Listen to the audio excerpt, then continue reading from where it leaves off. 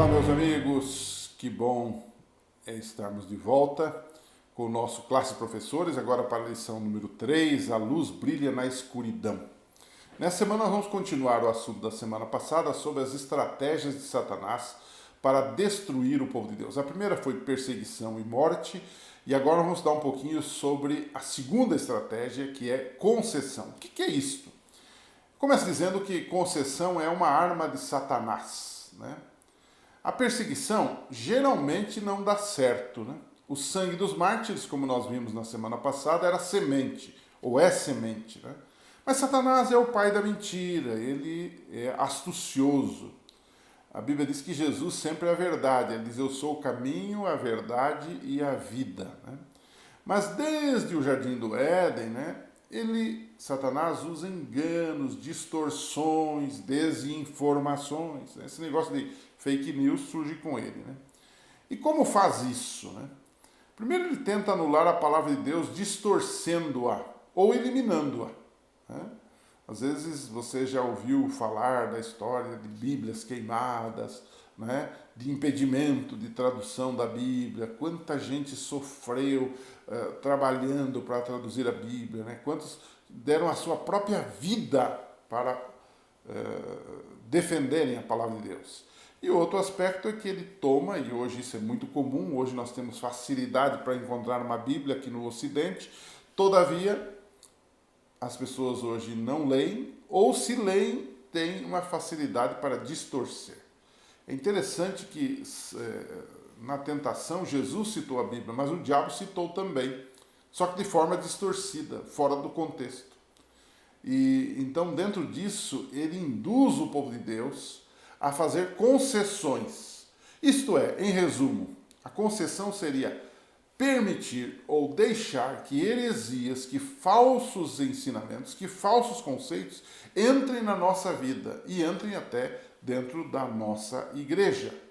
O apóstolo Paulo captou isso lá em Atos capítulo 20, verso 28, 28 a 30, ele disse assim: eu sei, ele estava já prevendo a sua morte, né? Eu sei que depois da minha partida, lobos vorazes penetrarão no meio de vocês e não pouparão o rebanho. E dentre vocês mesmos se levantarão homens que torcerão a verdade, a fim de atrair os discípulos após si mesmos. Então, ele já previa que, com o tempo,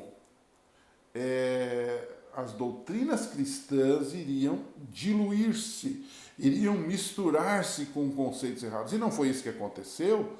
Na história ali dos primeiros séculos, a gente percebe essa guinada para um movimento mais herético do que puro dentro do cristianismo. Embora houve reação também para que as doutrinas permanecessem como Jesus e os apóstolos as ensinaram, né?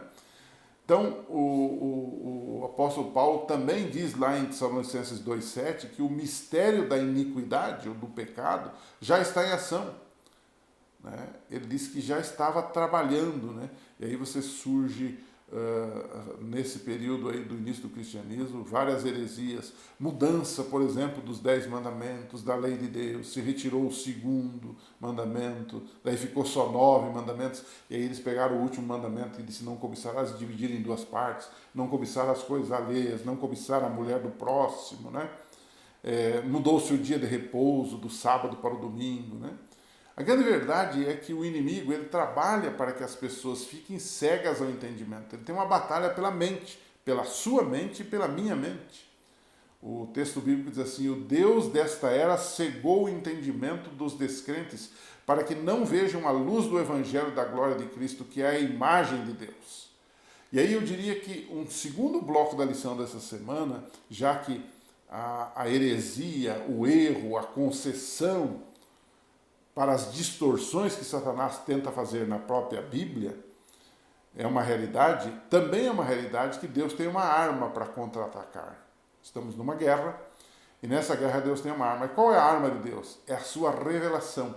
A revelação é uma arma de Deus. O Satanás, o Lúcifer, ele se disfarça como anjo de luz, mas Deus se revela como realmente ele é. Ele se revela, por exemplo, através da natureza, né? Quando você observa a natureza, você é levado, é induzido a reconhecer uma inteligência formadora e organizadora maior do que você. É o famoso Salmo 19, de 1 a 5, né? Os céus proclamam a glória de Deus e o firmamento anuncia as obras das suas mãos. Ou seja, a natureza, apesar do pecado, ela ainda fala de um Deus criador poderoso, né? Mas você tem, além disso, na sua bondade, Deus deixou um livro, que é a Bíblia, que é a revelação da sua vontade, né? João 17 diz, santifica-os na verdade, a tua palavra é a verdade. E agora ele também se revela de forma ampla, completa, na palavra encarnada, que é Jesus Cristo, né? João capítulo 1, né? No princípio é o verbo estava com Deus, e o verbo era Deus, né? E aí depois no verso 14 diz que o verbo encarnou-se, a palavra de Deus encarnou-se em Jesus Cristo, através de Jesus Cristo. E vimos a sua glória, glória como do unigênito do Pai. Ou seja, a revelação é a arma de Deus.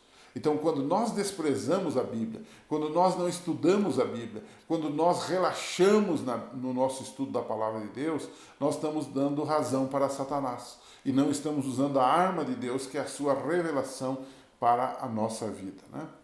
Então, eu termino fazendo uma pergunta para você. Como não fazer concessão da fé e do compromisso com Deus?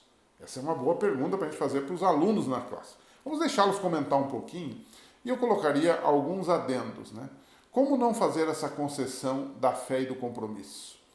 Permanecer firme com Deus. Primeiro, lutar contra qualquer tentativa de minar ou torcer a palavra de Deus, mesmo as mais sutis. Segundo, voltar a estudar, mas não aquela leitura rápida, que você lê um salmo para ir dormir. Não, voltar a examinar as Escrituras, respeitando as regras de interpretação. Jesus disse, examinais as Escrituras porque julgais ter nelas a vida eterna, e elas testificam de mim. Buscar a orientação do Espírito Santo. João 16,13 diz assim, ele vos guiará a toda a verdade. E finalmente, baseado nisso, viver plenamente a fé. Muita gente é enganada por heresias porque eles simplesmente são cristãos negligentes, relapsos, relaxados. Eles quase não vêm à igreja. Quando vêm, é por pouco tempo. Eles não leem a Bíblia diariamente, eles não estudam a palavra de Deus, eles não se aprofundam. Então, qualquer heresia, qualquer bobagemzinha que aparece no YouTube, que aparece na internet, qualquer pastorzinho, qualquer pregadorzinho, vai induzi-los ao erro. E eles se empolgam com esse assunto porque eles não têm uma base, eles não têm um lastro. E às vezes ficam reféns de falsos profetas por aí. Pense nisso com seus alunos, converse com eles. Semana que vem, Deus há de permitir que a gente esteja de volta aqui com vocês, estudando a sua palavra. Um abraço e até lá.